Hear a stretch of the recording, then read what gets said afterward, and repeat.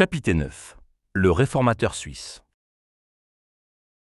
Le choix des hommes employés à la réforme de l'Église révèle un principe analogue à celui qui présida à son établissement. Le divin maître laissa de côté les grands de la terre, les gens titrés et les riches, accoutumés à recevoir les louanges et les hommages du peuple. Pleins du sentiment de leur supériorité, ils n'eussent pu sympathiser avec leurs semblables ni devenir les collaborateurs de l'humble Nazaréen. C'est à d'incultes pécheurs de la Galilée que fut adressé l'appel. « Suivez-moi, et je vous ferai pécheurs d'hommes ». Ces humbles, disposés à se laisser enseigner, n'avaient guère subi l'influence des faux enseignements de leur temps, et le Seigneur pouvait plus facilement les former pour son service. Il en fut de même au jour de la Réforme. Les principaux réformateurs, hommes du peuple, furent par conséquent moins atteints que d'autres par l'orgueil du rang et par le bigotisme religieux. Pour réaliser de grands desseins, Dieu se sert d'humbles instruments, afin que la gloire n'en soit pas attribuée à l'homme, mais à celui qui produit le vouloir et le faire, selon son bon plaisir. Quelques semaines après la naissance de Luther dans la chaumière d'un mineur saxon, Ulrich Zwingli venait au monde dans le chalet d'un berger des Alpes.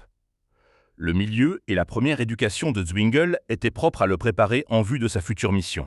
Élevé au sein de paysages sublimes et sauvages, il avait constamment le sentiment de la puissance, de la grandeur et de la majesté de Dieu. L'histoire des exploits de ses compatriotes enflammait sa juvénile ardeur. Il recueillait des lèvres de sa pieuse grand-mère les histoires saintes qu'elle avait glanées parmi les légendes et les traditions de l'Église. C'est avec le plus profond intérêt qu'il écoutait le récit de la vie des patriarches et des prophètes, des bergers paissant leurs troupeaux sur les montagnes de la Palestine, où des anges vinrent les entretenir de l'enfant de Bethléem et de l'homme de Golgotha. De même que Jean Luther, le père de Zwingli, désirant faire instruire son fils, lui fit quitter très tôt la vallée où il avait vu le jour. Ses progrès furent si rapides que la question se posa bientôt de savoir où lui trouver des maîtres compétents. À l'âge de 13 ans, il se rendit à Berne où se trouvait l'école la plus célèbre de Suisse. Là, le jeune homme courut un danger qui faillit compromettre son avenir. Des moines le sollicitèrent vivement d'entrer au couvent. Par la richesse et le luxe de leurs églises, par la pompe de leurs cérémonies, par l'attraction de reliques célèbres et d'images miraculeuses, les dominicains et les franciscains se disputaient à Berne la faveur populaire. Les dominicains se rendirent compte que, s'ils pouvaient gagner ce jeune et brillant élève, il serait pour eux une source de gain et d'honneur. Son extrême jeunesse, ses dons naturels d'écrivain et d'orateur, son talent pour la musique et la poésie seraient, pensaient-ils, plus puissants que toute leur pompe pour attirer la foule dans leur église et augmenter leurs revenus. Par ruse et flatterie, ils s'efforcèrent de faire entrer Zwingli dans leur ordre. Pendant ses études, Luther était allé s'ensevelir dans une cellule de couvent. Si la providence divine ne l'en eût fait sortir, il eût été perdu pour le monde. Zwingli ne devait pas courir le même péril. Son père fut providentiellement informé des intentions des moines. Ne désirant nullement laisser son fils embrasser leur vie oisive et stérile, et voyant que l'utilité future de celui-ci était en jeu, il lui ordonna de regagner immédiatement le toit paternel. Le jeune homme obéit, mais ne pouvant rester longtemps dans sa vallée natale, il alla poursuivre ses études à Bâle. C'est là qu'il entendit pour la première fois la prédication de l'évangile de la grâce.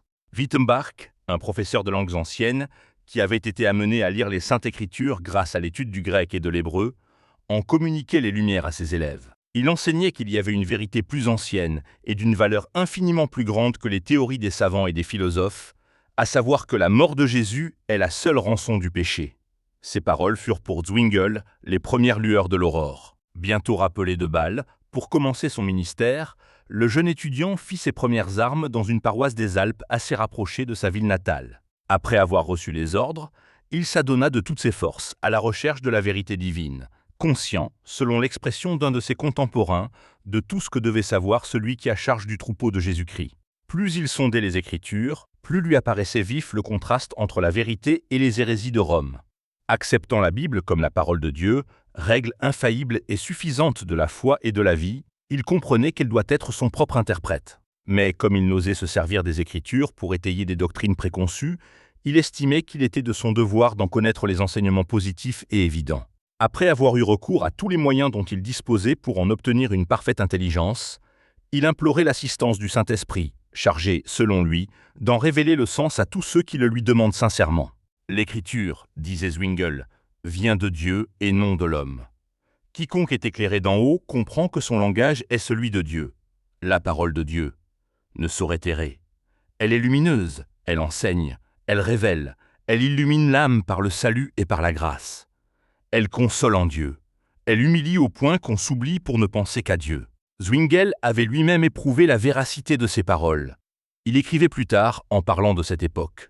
Quand je commençais à m'adonner entièrement à l'étude de la parole de Dieu, la philosophie et la scolastique venaient constamment me chercher querelle. J'en vins enfin à cette conclusion. Il faut que je laisse tout cela derrière moi et que je cherche la lumière de Dieu uniquement dans sa parole. Je demandai alors à Dieu sa lumière, et l'étude des Écritures commença à me devenir beaucoup plus facile. Ce n'est pas de Luther que Zwingli reçut la vérité. Si Luther prêche le Christ, disait le réformateur suisse, il fait ce que je fais. Ceux qui ont été amenés par lui au Sauveur surpassent en nombre ceux qui l'ont été par moi. N'importe. Je ne veux porter d'autre nom que celui de Jésus-Christ dont je suis le soldat, et qui seul est mon chef. Jamais un seul trait de lettre n'a été écrit par moi à Luther, ni par Luther à moi. Et pourquoi? Afin de montrer à tous combien l'Esprit de Dieu est en harmonie avec lui-même, puisque, sans nous être jamais consultés, nous enseignons la doctrine de Jésus-Christ avec tant d'uniformité. En 1516, Zwingli fut appelé au poste de prédicateur du couvent d'Einsiedeln.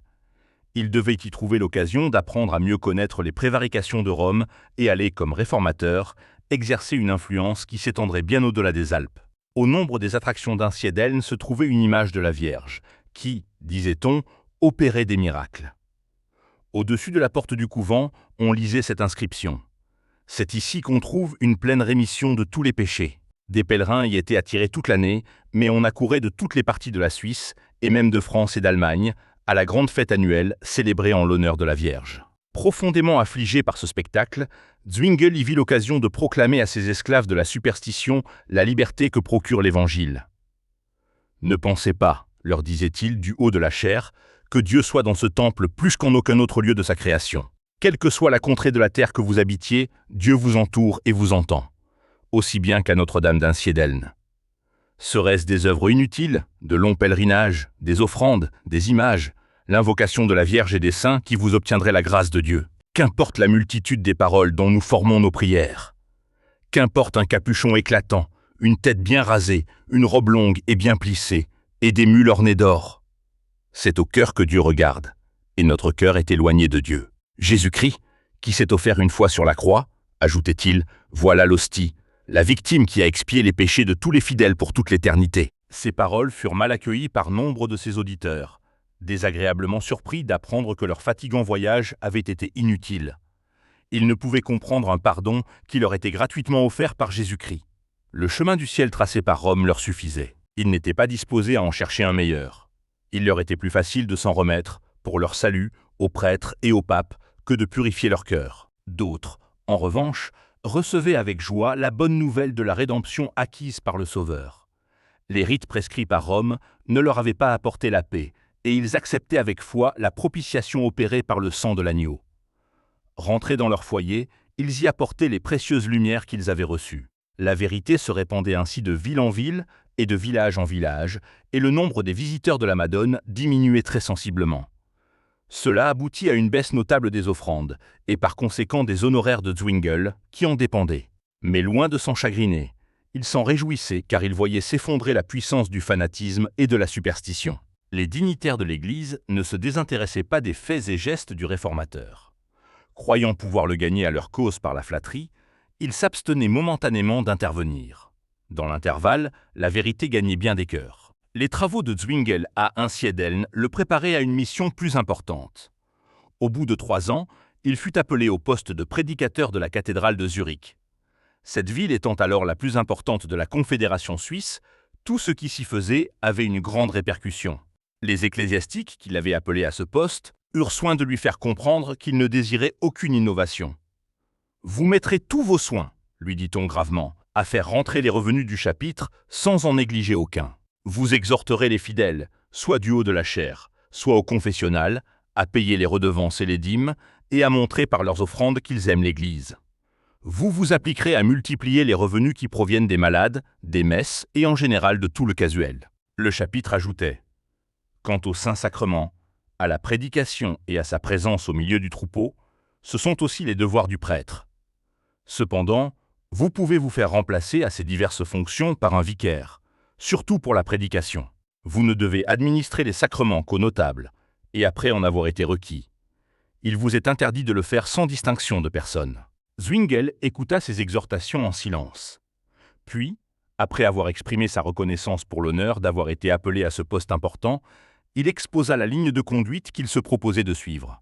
« La vie de Jésus, dit-il, a été trop longtemps cachée au peuple. Je prêcherai surtout l'Évangile selon saint Matthieu, chapitre après chapitre, suivant le sens du Saint-Esprit, en puisant uniquement aux sources de l'Écriture, en la sondant, en la comparant avec elle-même et en recherchant l'intelligence par de constantes et ardentes prières. C'est à la gloire et à la louange de Dieu, de son Fils unique.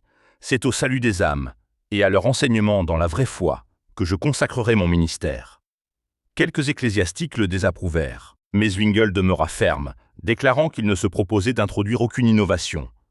Il ne faisait que retourner aux usages de l'Église dans ses plus beaux jours. Déjà, les vérités qu'il enseignait avaient éveillé l'intérêt, et l'on se pressait en foule à ses prédications. Plusieurs personnes qui ne fréquentaient plus l'Église depuis longtemps étaient au nombre de ses auditeurs réguliers. Il commença son ministère en lisant et en commentant devant ses paroissiens la narration inspirée de la vie, des enseignements et de la mort de Jésus.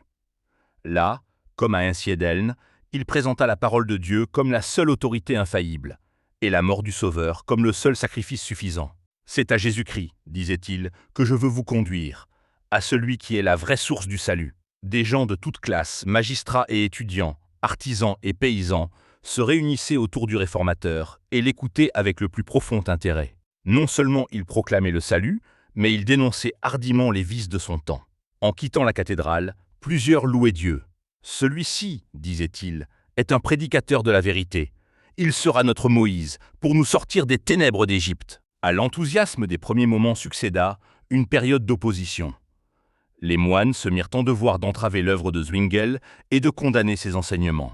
Les uns riaient et se moquaient, les autres se livraient aux outrages et aux menaces, mais Zwingli supportait tout avec patience et disait « Si l'on veut gagner les méchants à Jésus-Christ, il faut fermer les yeux sur beaucoup de choses. » Vers ce temps-là, un nouvel auxiliaire vint accélérer les progrès de la Réforme.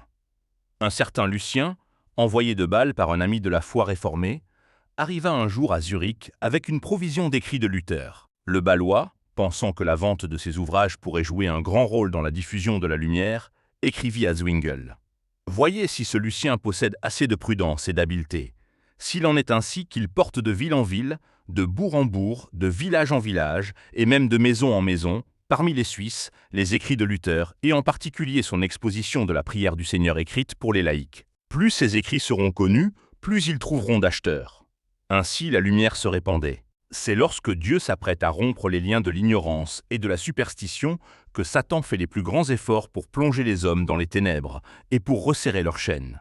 Au moment même où Dieu suscitait, en différentes parties du pays, des hommes qui annonçaient le pardon des péchés et la justification par le sang de Jésus, Rome redoublait d'énergie pour ouvrir, dans toutes les contrées de la chrétienté, son marché aux indulgences et pour offrir le pardon contre espèces sonnantes. Chaque péché avait son prix, et l'on donnait aux acheteurs toute liberté de se livrer au crime, pourvu que le coffre-fort de Rome restât bien garni. Les deux mouvements suivaient une marche parallèle. Rome offrait le pardon à prix d'argent et les réformateurs, le pardon par Jésus-Christ. Rome autorisait le péché dont elle faisait une source de revenus, et les réformateurs le condamnaient et révélaient Jésus-Christ comme propitiateur et libérateur. En Allemagne, la vente des indulgences avait été confiée aux moines dominicains, et le fameux Tetzel la dirigeait. En Suisse, le trafic avait été remis entre les mains des franciscains, sous la direction de Samson, moine italien, qui avait déjà dirigé d'Allemagne et de Suisse des sommes importantes vers les caisses de l'Église. Il traversait en ce moment la Suisse, attirant de grandes foules, dépouillant les pauvres paysans de leurs maigres économies et extorquant des sommes considérables à la classe fortunée. Mais déjà l'influence de la Réforme se faisait sentir, diminuant les recettes. Zwingli était encore à Einsiedeln, lorsque Samson commença son activité dans une localité voisine. Informé de cette mission, le réformateur se mit aussitôt en devoir de contrecarrer l'action du franciscain. Les deux adversaires ne se rencontrèrent pas, mais l'effet des dénonciations de Zwingli contre le trafic du moine fut tel que ce dernier dut aller chercher fortune ailleurs. À Zurich, Zwingli clouait au pilori les marchands de pardon. Aussi, quand Samson approcha de la ville, un messager du conseil alla au-devant de lui pour l'engager à passer outre. Ayant cependant réussi à y pénétrer par ruse, il en fut renvoyé sans avoir vendu une seule indulgence. Bientôt après, il quittait la Suisse. La peste connue sous le nom de mort noire, qui ravagea la Suisse vers l'an 1519, donna à la réforme une forte impulsion. En présence de la mort, plusieurs sentaient le néant des pardons qu'ils venaient d'acheter et désiraient placer leur foi sur un fondement plus solide. Zwingli, victime, à Zurich, du terrible fléau, fut si gravement malade qu'on abandonna tout espoir de guérison, et que la nouvelle de sa mort se répandit. À cette heure critique, son espérance et son courage ne l'abandonnèrent pas. Contemplant avec foi le calvaire, il s'assura que le sacrifice du Christ était pleinement suffisant pour le salut. Lorsqu'il fut rétabli, ce fut pour prêcher l'Évangile avec plus de ferveur et de puissance que jamais. Le peuple accueillit avec joie le retour du pasteur bien-aimé qui venait d'échapper à la mort. Après avoir passé des heures lugubres au chevet des malades et des mourants, on comprenait beaucoup mieux la valeur de l'Évangile. Parvenu à une plus claire intelligence de la vérité, Zwingli en éprouvait davantage la puissance transformatrice. La chute de l'homme et le plan de la rédemption étaient ses sujets favoris.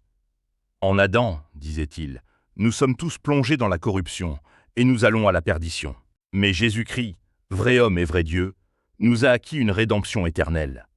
C'est Dieu qui est mort pour nous. Sa passion est donc éternelle. Elle apporte à jamais le salut. Elle apaise à jamais la justice divine en faveur de tous ceux qui s'appuient sur son sacrifice avec une foi inébranlable. Il déclarait positivement que la grâce de Dieu ne nous donne pas la liberté de vivre dans le péché.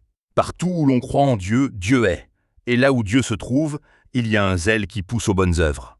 La prédication de Zwingli éveillait un tel intérêt que, semaine après semaine, la cathédrale se remplissait d'auditeurs avides de l'entendre. Peu à peu, dans la mesure où ces derniers étaient en état de le comprendre, il leur exposait la vérité, ayant soin de ne pas leur présenter de prime abord des points qui eussent pu les effaroucher et soulever les préjugés. Son but était de gagner les cœurs par les enseignements, l'amour et l'exemple de Jésus-Christ. Il avait la certitude que, dans la mesure où les principes de l'Évangile seraient reçus, les croyances et les pratiques superstitieuses seraient renversées. Pas à pas, la réforme avançait à Zurich. Une année auparavant, le moine de Wittenberg avait opposé, à Augsbourg, un non énergique au pape et à l'empereur, et tout faisait présager que les prétentions papales trouveraient une même résistance à Zurich. Alarmés, les ennemis de la réforme engagèrent le combat. Zwingli fut en butte à des attaques réitérées. Dans les cantons encore soumis à l'autorité de Rome, on voyait de temps à autre des disciples de l'Évangile monter sur le bûcher. Mais cela n'était pas suffisant. Il fallait réduire l'hérésiarque au silence. En conséquence, l'évêque de Constance envoya à Zurich 3 délégués pour accuser Zwingli d'encourager la transgression des lois de l'Église et de mettre ainsi en péril la paix et le bon ordre de la société. Si l'on méconnaît l'autorité de l'Église, disait-il, il en résultera une anarchie universelle. Zwingli répliqua que, depuis 4 ans, il enseignait l'Évangile à Zurich, et que cette ville était la plus tranquille et la plus paisible de toute la Confédération. Le christianisme, concluait-il, n'est-il donc pas la meilleure sauvegarde de la sécurité publique? Les délégués de l'évêque avaient exhorté les conseillers de la ville à ne pas abandonner l'Église, hors de laquelle, disait-il, il n'y a point de salut. Zwingli répondait que cette assertion, estimés concitoyens, ne vous émeuve pas. Le fondement de l'Église, c'est ce rocher, ce Christ, qui a donné à Pierre son nom, parce qu'il le confessait avec fidélité. En toute nation, quiconque croit de cœur au Seigneur Jésus est sauvé. C'est hors de cette Église-là que personne ne peut avoir la vie. À la suite de cette entrevue, l'un des délégués de l'évêque accepta la foi évangélique. Le conseil refusant de sévir contre Zwingli, Rome prépara une nouvelle attaque. En apprenant le complot de ses ennemis, Zwingli s'écria « Qu'ils viennent! Je ne les redoute pas plus que le rocher ne redoute les vagues qui mugissent à ses pieds. » Les efforts du clergé ne faisaient qu'accélérer les progrès de la cause qu'il désirait détruire, et la vérité continuait à progresser. Les réformés d'Allemagne, abattus par la disparition de Luther, reprenaient courage en apprenant les progrès de l'Évangile en Suisse. À mesure que la réforme s'établissait à Zurich, le vice y faisait place à la paix et à la concorde. « La paix a élu domicile dans notre ville », écrivait Zwingli. Pas de querelle, pas d'envie, pas d'hypocrisie, pas de contestation. D'où peut venir une telle union, si ce n'est du Seigneur, et une telle doctrine qui nous remplit des fruits de la paix et de la piété? Les victoires de la Réforme rendirent les partisans de Rome plus déterminés encore à enrayer le mouvement. À la vue des maigres résultats que la persécution et la proscription des livres de Luther avaient eus en Allemagne, ils résolurent de combattre la Réforme par ses propres armes. Une dispute avec Zwingli fut proposée. Pour être certains de la victoire, ils se réservèrent le choix du lieu et des arbitres, s'assurant que l'unique moyen d'avoir raison de la nouvelle foi serait de réduire ses chefs au silence. Ils étaient bien décidés à ne pas laisser échapper Zwingle si jamais il leur tombait entre les mains. Ce complot sourdissait dans le plus grand secret. La dispute devait avoir lieu à Bade, mais Zwingle ne s'y rendit pas. Le conseil de Zurich soupçonna les desseins des ennemis du réformateur. Voyant les bûchers qui s'élevaient dans les cantons catholiques à l'intention des confesseurs de l'Évangile, il défendit à son pasteur de s'exposer à ce danger. Quant à Zwingle, il était prêt à rencontrer à Zurich tous les délégués que Rome pourrait y envoyer. Mais aller à Bade, où le sang des martyrs venait de couler, c'était courir à une mort certaine. Oecolampade et Halley furent choisis pour représenter le réformateur, tandis que Eck, le porte-parole de Rome, était secondé par une armée de savants docteurs et de prélats. Bien que Zwingle ne fût pas présent à la conférence, il y fit néanmoins sentir son influence. Les secrétaires étaient tous choisis parmi les ennemis de la Réforme, et il était défendu à d'autres de prendre des notes sous peine de mort. Malgré cela, Zwingle recevait chaque jour un rapport fidèle de ce qui se faisait à Bade. Un étudiant qui assistait à la dispute faisait chaque soir un relevé des arguments présentés au cours de la journée. 2 autres étudiants étaient chargés de remettre chaque jour ces résumés à Zwingle avec les lettres quotidiennes de Colampade. Le réformateur y répondait en ajoutant ses conseils et ses suggestions. Ces lettres, écrites la nuit, étaient portées à Bade le lendemain matin par les étudiants.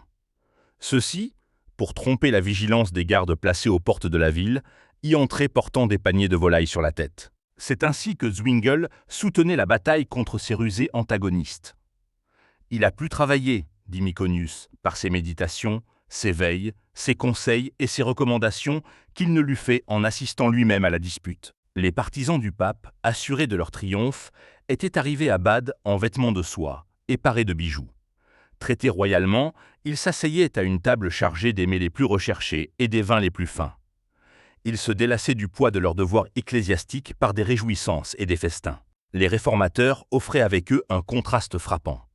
Leur mise simple les eût fait prendre pour des mendiants et leur frugalité pour des ascètes. L'hôte de Colampade, qui l'épiait dans sa chambre, le surprenait toujours soit à l'étude, soit en prière, et rapporta avec étonnement que cet hérétique était en tout cas très dévot. À l'ouverture de la conférence, le docteur Eck monta fièrement dans une chaire magnifiquement décorée, tandis que l'humble Oecolampade, chétivement vêtu, prenait place en face de son superbe adversaire sur un tréteau grossièrement travaillé. Eck parlait d'une voix retentissante et avec une imperturbable assurance. Son zèle était stimulé par l'or aussi bien que par les honneurs. Le défenseur de la foi devait, en effet, recevoir une importante rémunération. Quand les arguments lui manquaient, il avait recours aux injures et aux imprécations. Oecolampade, naturellement timide et modeste, avait longtemps hésité à prendre part à la dispute. Il ne s'y était décidé qu'en faisant à l'avance cette protestation solennelle. « Je ne reconnais pour règle de foi que la parole de Dieu. » Doux et courtois, il se montra à la fois érudit et inébranlable. Tandis que les champions de l'Église faisaient constamment appel à l'autorité et aux usages de l'Église, le réformateur en appelait invariablement aux Saintes Écritures. « La coutume, disait-il, n'a de valeur dans notre Suisse que par la Constitution. Or, en matière de foi, la Constitution, c'est la Bible. » Le contraste entre les deux antagonistes ne fut pas sans produire son effet. Le calme, la sérénité et la modestie du réformateur, aussi bien que la clarté de ses exposés, le recommandaient à ses auditeurs, qui se détournaient avec dégoût des affirmations bruyantes et orgueilleuses du docteur Eck. La dispute dura 18 jours. Les papistes s'en attribuèrent bruyamment la victoire. Comme la plupart des délégués étaient partisans de Rome, la Diète décida que les réformateurs avaient été battus et qu'ils étaient avec Zwingle, leur chef, retranché de la communion de l'Église. Mais les résultats de cette conférence montrèrent où était la vérité. La cause protestante en reçut une puissante impulsion et, peu après, les villes importantes de Bâle et de Berne se déclarèrent pour la Réforme.